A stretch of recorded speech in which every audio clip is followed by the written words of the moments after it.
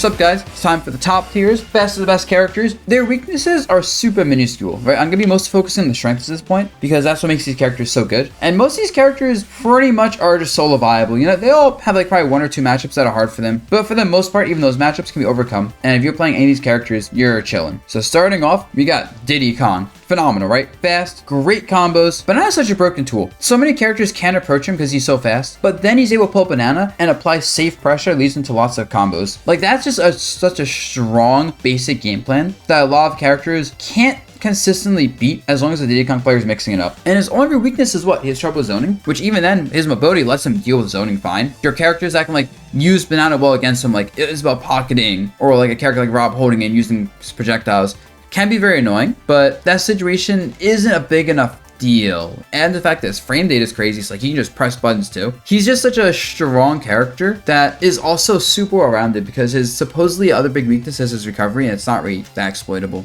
And then you got PT. So PT is weird. A lot of PT players have stopped playing the character because when you fight very zoner heavy characters, all the Pokemon do struggle, but it's fine because each Pokemon's strengths otherwise are just so powerful. Squirtle, you know, great up close. Ivysaur, great spacing, great cheese. Charizard, he's not a great character, but in the context of when you use him, he's perfect for cheesing out stocks and making the opponent play 50-50s where they guess wrong and they die while he's living super long. Such a well-rounded character, has always been getting results pretty much since Ultimate came out. I guess one of the bigger issues with the character might be, and why he's not like the top of the top tier despite all this, is that his strengths aren't polarizing enough. Not a DLC character. You can cheese people with Ivysaur, but you can do it enough. Squirtle's CQC game is amazing, but Charizard is just Charizard. Is he gonna get there enough? I think there's not much to say about the character because he hasn't changed much since they nerfed Ivysaur and buffed, I think it was Charizard a little bit. Alright, Snake. So this character actually bumped up a lot in my opinion. Seeing a Moukala get put in work has made me think, you know what? And also this character objectively is like top 5 results, I think, across like the world in terms of just like not just top level play, but like all levels of play combined. And it makes sense. Like grenades punish you hitting his shield. He holds shield, grenade hits you, and he gets combos off of it. He throws out a grenade, it stops your approach tools. You have to respect it even if you're trying to camp him out. He's heavy. He can be hard to edge guard. He controls so much space. He has great CQC buttons, right? I will say, I think at top level especially, he struggles a lot with swords and zoning and people knowing how to hit him without hitting grenades or knowing you can like grab him with a grenade on the field. But you need very specific counterplay, and if the Snake player knows this, he can read that counterplay and counterplay your counterplay, right? And to the fact he just has really overtuned like moves, especially up tilt. Like he does insane damage and kills well, but up tilt especially is such a broken move that legitimately carries him from like high tier to top tier, I think. So he's the test of time. He's always been a relevant character, despite I think at top level not having representation for a while. I can see Moukala changing that. Alright, Wario. This character was nerfed, it didn't matter. You got a character with air mobility,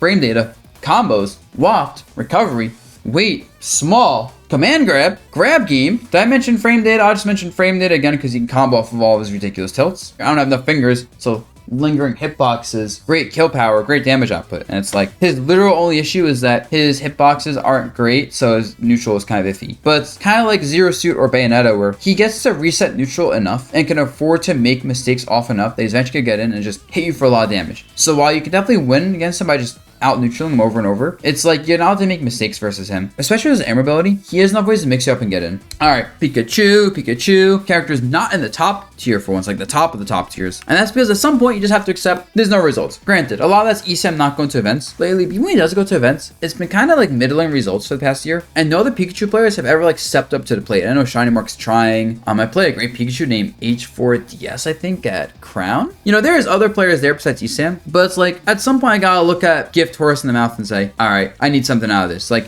in theory, nothing's changed with him. Great mobility, combos, edge guarding, T-Jolt, blah, blah, blah. But in practice, I think the biggest issue is his lack of damage. So like he can't trade. And sometimes his combos, while in theory are good, in practice aren't doing that much damage or like setting up edge guards. Like I feel like the theory of his ability to hit you and do so much does not play out generally, and especially when you have things like Wolf, Roy, Palutena actually hitting you doing absurd damage, you're not in that same category if you can't like show it. All right, we got Pac-Man. So Pac-Man's cheap. I think a lot of characters don't have an answer for Hydrant. Dropping Hydrant and just charging fruit and then like anti-airing people, like jumping at you with his really fast aerials or backing off and like throwing items. It's just hard for people to deal with in general. It's like a layer 1 game plan. And then the layer 2 of, hey, his items create safe pressure, let him mix you up. He has grab combos, really good aerials to combo you and press safely. And the fact that he's hard to edge guard. He's kind of hard to juggle due to Hydrant once again. Trampoline's annoying as well, like as just as a general tool, it does a lot. Hard to keep him in disadvantage, whether it's at the ledge, in the air, off stage. He can kill very early because holding Bell and running around is busted. Galaga's busted. All those things combined are really strong. I feel like, I don't think he like necessarily like just destroys a lot of the cast. I just think he plays so many favorable situations over and over that eventually, like if you're like a T-level Pac-Man, you should just be winning versus most of the cast due to these interactions that should eventually play out in your favor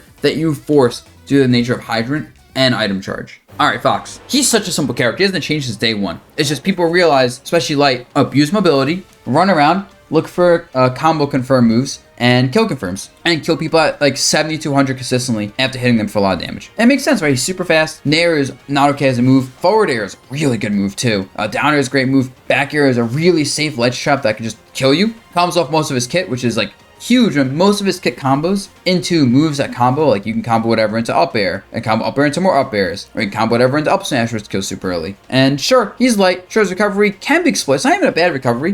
He has enough mix-ups on his recovery that's hard to really edge guard him consistently. He kind of has to approach, although you can always just shoot lasers at you to chip you out in case you're being too antsy with anything, and like you're not like making something happen versus him. Yeah, he's a really good character. He's mostly not top of the top tier, I think, because he doesn't have any like cheating factor besides landing up smashes, which is still kind of linear. He might honestly be in the top of the top tier. Speaking of that, Sonic also might be there. You can replace what I said with Fox and put it on Sonic in terms of speed, combos, frame data, whatever. It's just Sonic replaces being a lot safer when you get hit. Like he has frame 2 air dodge. I think so does Fox actually. But like Sonic's hard to combo due to his like gravity. He's not a lightweight. He's like what, midweight, I think. His recovery is very good. It's hard to edge guard him. Hard to catch his landings either as well. Hard to ledge trap him. Like he's so safe and disadvantaged that even though he can't just like do nair up smash as a kill confirm, he ends up being just as strong, if honestly not stronger than Fox, because his neutral is just so safe and so good. Especially because when he gets that lead, he wins the game. Like if a Sonic player is good and they got that first stock or whatever, good luck, bro. It's gonna be a rough one. Now we got the top of the top. This is like, these are the best characters in the game. So I don't know if we got Cloud. I know people about to say, oh my god, what do you mean Cloud is recovery? Blah, blah, blah, blah. His recovery's not that bad. So you actually can't react to Cloud's up B if he's at like that spacing where you can do an early up B and grab ledge or a late one. You have to read the timing. That's already a very big deal. I'm talking about his recovery. And then of course he has great air mobility, air dodge to ledge is very good. And then of course limit basically gives him a free recovery, right? So his recovery is not nearly as exploitable as people want to make it out to be. You have to like call him out hard. And if you go for that and he reads it, he can just like hit you or up B suicide kill you. And it's just not enough counterplay for that. And really when you take that out of the factor as like a big weakness, he doesn't have any real weaknesses. Like he's meant to be a neutral and advantage state monster. That's his archetype. His archetype is everything you want in a character besides recovery. Back air is like -3 on block. His back air is like broken. Like it actually is objectively a disgustingly broken move.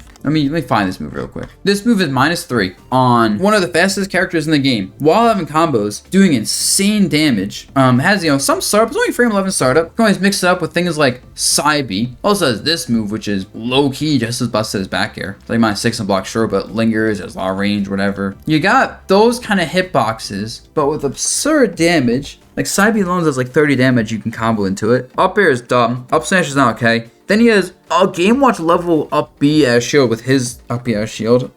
Like everything he has can kill. There's like no lag in anything. They kind of just over-tuned him really hard. And I feel like Cloud players were so used to Smash 4 Cloud. Then we had Ultimate Cloud. He wasn't super busted on the get-go. Everyone complained and said, oh, he's not busted. What's going on? And he got super overbuffed. I can go on forever about this character. I'm gonna stop. The point is, there's a reason he's one of the most popular and easy to play characters in the game. Speaking of popular and easy to play, moving on, we got Rob, Mr. Robot himself. I will say with Rob, before we get into the positive about him, he actually doesn't match up well into a lot of the top tiers. Cloud, Palutena, Joker, Aegis, like Fox, Sonic. Like a lot of the top tiers do pretty well versus him because he is big. Nair is a great move that a lot of the best characters have answers for. But with that said, he really just beats most of the roster. Like Nair is hard for most characters to deal with. He has like some of the best tilts in the game frame data wise and then combo wise, right? And then he kills super early. Heavy. His projectile game is absurd. Gyro 0 deaths are actually not okay. And like 4 years into the game, it's still like, oh, you got hit by Gyro and you might just die. Like there's just no counterplay to it really. He has so many safe ways to kill you is a big thing. Like his tilts are safe,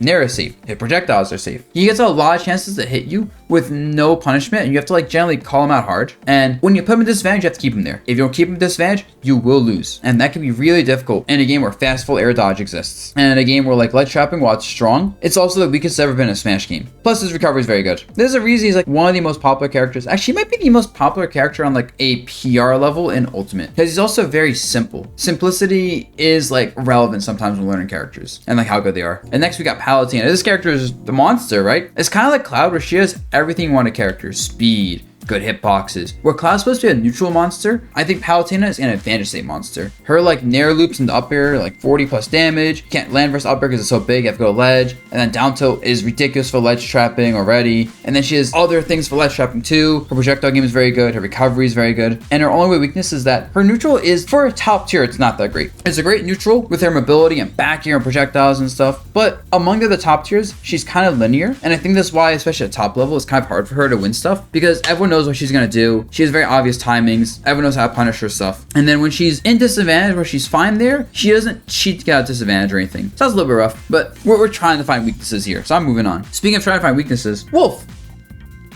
I'm still trying to find weaknesses in my head. I guess he's light. I guess he gets comboed. Like, if you edge guard him, he'll die, but he's hard to edge guard because his side B giving him an angle is such a big deal, because it's an angle and a big hitbox. So it's actually weird to hit him when he's trying to side B, come out with his air mobility. I feel like he's such a simple character, right? He just like, his laser is so strong. It's a transcendent big projectile that does like 10 damage or something like that when it's fresh, which is not okay. Everything he has like converts into a combo. He's able to basically just go for kill moves, and if it hits them cool, and if they whiff, it's fine. Like, he can fish for kill moves with almost no punishment, especially because they're so like good. Like, even just not in terms of end leg, but like up smash is so fast, down smash is so far range, and it hits 2 frames and ledge hold. Forward smash, he like leans so far back before going forward with a big hitbox with no lag, so you can't really like challenge that. Back air is just like, combined with his air mobility, such a safe high power kill option. And I think that's what pushes in the top tier for me, is that his neutral is just really good, his combo game is really good and all this stuff. He's a character that kills sub 100 and no one bats an eye anymore, and to me that pushes him over the edge. Okay, well, actually, one other thing about Wolf though is that sometimes he won't get the kill move, and then they're living to like 150, and he's looking for like forward tilts and back throws to kill, and that's the one time he's very struggling. Roy is busted. Yeah, I think the big thing about Chrom that holds Chrom back, right, as I mentioned before, is his recovery. Roy's recovery in comparison is really good in comparison. It still can be, edge guarded, but it's versatile, right? You can angle in different ways. He has a pretty good ledge snap. The hitbox and up B is actually really generous, especially when he's angling. Like, if he sees you going for a down air, he can angle it kind of upwards and challenge your down air with up B and generally beat it. Or he can like go super low and like up B really far to the side instead, and like delay his up B by doing that, and just go lower than your down air. So it's hard to edge guard him because his up B's fast and has a nice hitbox. Look at this, right? This here is gonna challenge a lot of down airs, especially because down airs are pretty slow. Because also keep in mind, he's a fast character in the air, right? So that's just like talking about his weakness, how he can kind of outplay his weakness. Otherwise, he's just strong. He's fast. His frame data is nuts. All of his aerials are pretty much safe. His ground moves are very safe, or at least hard to punish. Like jab, punishable, but you have to be ready for that. And if you're like, oh, it's gonna jab, so I'm gonna like up smash that shield, and then you down tilts and shields, you're gonna get punished. And it's not realistic to like react to whether it's a down tilt or jab, I think. Due to his wonky air mobility of being fast but having very committal like jumps, he's not able to space that well, right? Kind of same thing with Chrom. But instead, he's able to get in your face and abuse his sweet spot super well. And even then, his sour spots are good for him. He can legitimately use things like sour spot up air to combo. So sour spots aren't necessarily a bad thing if you know how to use them right. And side B is also a super cheesy move thing combo into, of course. And this character is reeks of cheese. This character isn't like well-rounded or anything. He actually gets like kind of juggled, ledge trap pretty well. You can still edge guard him. He gets out range, he has to deal with projectiles, he gets comboed. But like, he's so, like, if I mention with Wolf, he's just killing you sub 100 pretty easily and like pushes him over the top. Roy is doing like 80 damage and killing you at 60 easily, while pressing buttons most characters can't deal with. Yeah, he's a strong character.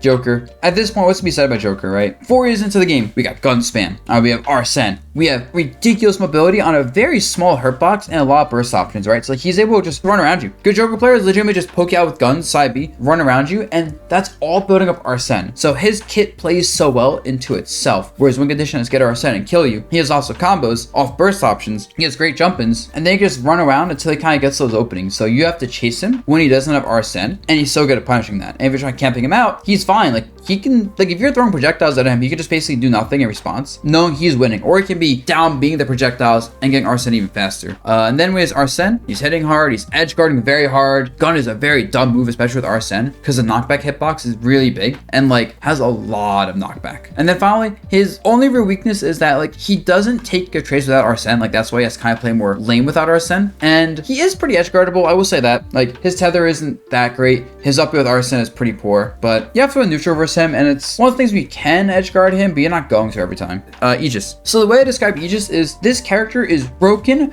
until you mess up. This character does not allow mistakes. But kind of like Kazuya is an execution test for the player playing as Kazuya, I think Aegis is the same way. When you're playing Mithra, it's up to you to make mistakes and like get predictable, mess up your spacing, press too many buttons poorly. Because otherwise, Mithra neutral is so easy to win with. Like you're too fast, Nair is not okay. And then when you get advantage state, juggling with the character is super free, right? Ledge trapping with the character, not as free, but like still pretty free with Nair, down tilt, grab game, whatever. And she can kill you with like down tilt forward smash. And then of course Pyro exists to just ledge trap. And the thing about Pyro's ledge trapping is it's not the most reliable. You're not gonna hit people with her ledge trapping every time, but it's super safe. Like if you throw out forward tilts and they block it, cool. They gotta take forward tilt into like another mix up at the ledge. And of course, their kill power is just insane. Goes up a lot of damage, and it's just like Pyro complements Mithra's ability to win neutral so well, because Pyro holds advantage state and does so much damage without any risk. And the only thing holding them back really is just recovery, and the fact that when they're fighting characters that have projectiles or like other setups, it can be hard for these characters to approach, and these characters at the end of the day are forced to approach and hit you. So that's